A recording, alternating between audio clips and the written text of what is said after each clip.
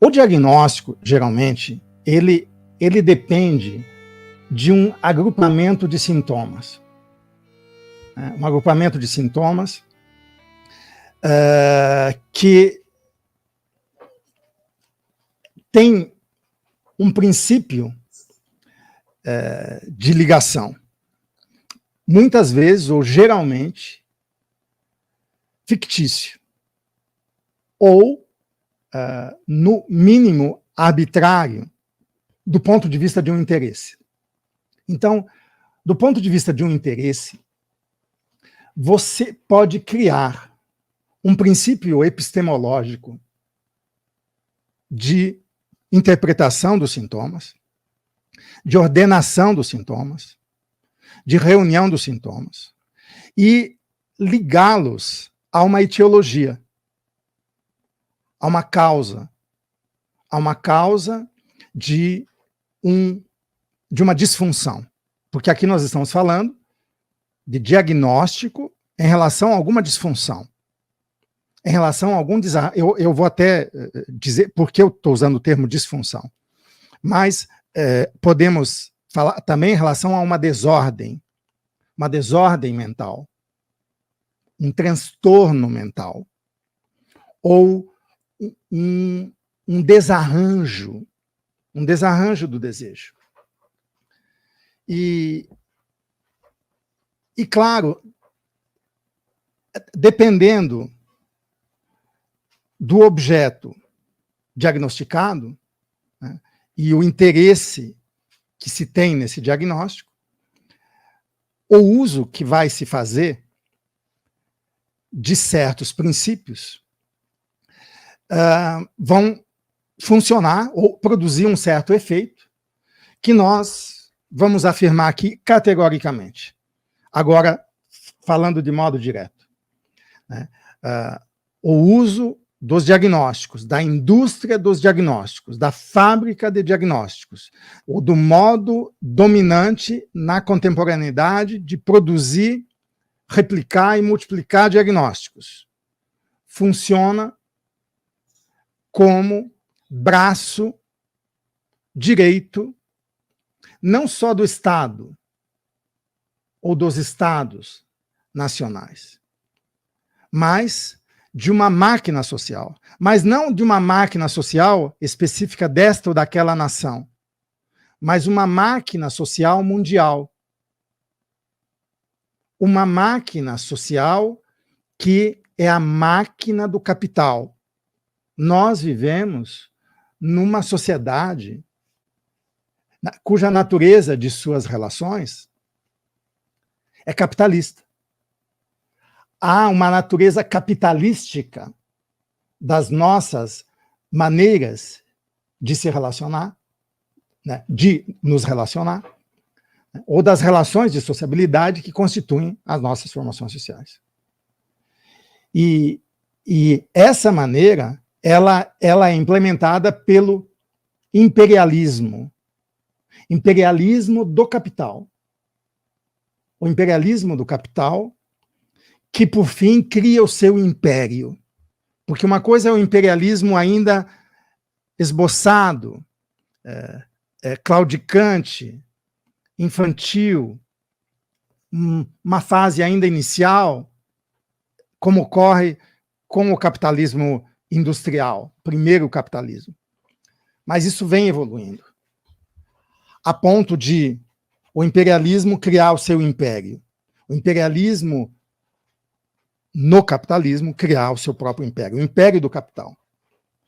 E o império do capital é aquele que precisa produzir e repor suas peças. E a máquina social que trabalha nesse império, ela, ao produzir e reproduzir as suas peças, nesse caso humanas, ela produz e reproduz peças no sentido de haver um controle do desejo, um controle das paixões, um controle do pensamento, um controle das relações de corporeidade, interiorizado, internalizado, introjetado em indivíduos, em pessoas, em sujeitos, em consciências. Então, há claramente a necessidade nas formações sociais, desde que emergiu o capitalismo, e agora o capitalismo, obviamente, é global, né? Há a necessidade de se produzir subjetividade. A subjetividade, eu já disse em outros encontros, é a mercadoria mais importante inventada por esse sistema atual. A produção de subjetividade. E a produção de subjetividade, ela coincide com a fabricação de desejo. O desejo é fabricado ao mesmo tempo que produz subjetividade em nós. E a subjetividade em nós, ela vai ter um valor específico, que é fundado na noção de normalidade, que, por sua vez, é fundada numa curva estatística que é produzida pela frequência das relações violentas, por um lado, de acumulação do capital e, por outro lado, de disponibilização absoluta da energia humana. Quanto mais energia humana disponível tiver, mais o capital cresce. E mais ele precisa de dispositivos para vincular essa energia disponível à sua produção e à sua reprodução. A produção e a reprodução do próprio capital. Então, a energia humana disponível, ela deve necessariamente se tornar, para que esse sistema se sustente, função de uma máquina social. Tá? Função de produção, função de circulação, função de consumo. Mais do que isso, ela fabrica o próprio modo de produção, ela fabrica o próprio modo de circular e de registrar, e ela fabrica o próprio modo de consumir. Então, é evidente que há um interesse dos centros de soberania, e principalmente do centro de soberania do império, em produzir, reproduzir e repor as peças dessa máquina social. Se vocês observarem, quando apareceu o primeiro DSM, a Bíblia da psicopatologia atual, foi no pós-guerra. No pós-guerra, né, se não me engano, no ano de 1952, o primeiro DSM nomeava pouco mais de 100 transtornos mentais, ou desarranjos, ou desordens mentais. Em 1980, com o terceiro DSM, esse número já estava perto de 300, 200 e tantos. E agora, com o último DSM, o quinto, de 2013, temos mais de 300 tipos de transtornos mentais. Essa inflação classificatória, essa inflação de enquadramento do desejo. Isso, por si só, é um sintoma de uma doença antes de querer se acusar a doença dos indivíduos, antes de querer se acusar a doença das pessoas, antes de querer se acusar a doença das famílias ou dos grupos. Já é sintomático essa necessidade de se produzir, de se reproduzir, de se multiplicar os quadros clínicos, né, os casos clínicos, objetos de intervenção, objetos de ajuda, objetos de prognósticos e procedimentos. Para que exatamente? Para restabelecer aquilo que se torna disfuncional. Então, a disfunção do desejo do corpo e do pensamento, né, ela se torna objeto de intervenção, não apenas estatal, mas de uma máquina social. Né? Porque o Estado, ele é um mero meio regulador de fluxos no capitalismo. E uma coisa que nós temos observado sempre aqui, sempre nas minhas falas, em relação à esquizoanálise, à filosofia da diferença, o que mais a gente marca, né, é o aspecto da cumplicidade do desejo. Não basta apenas identificar o inimigo como um outro, o inimigo como capital, o inimigo como Estado, o inimigo como um poder exterior. Como diria Sartre, o inferno são os outros. É necessário entender que há uma captura dos nossos desejos.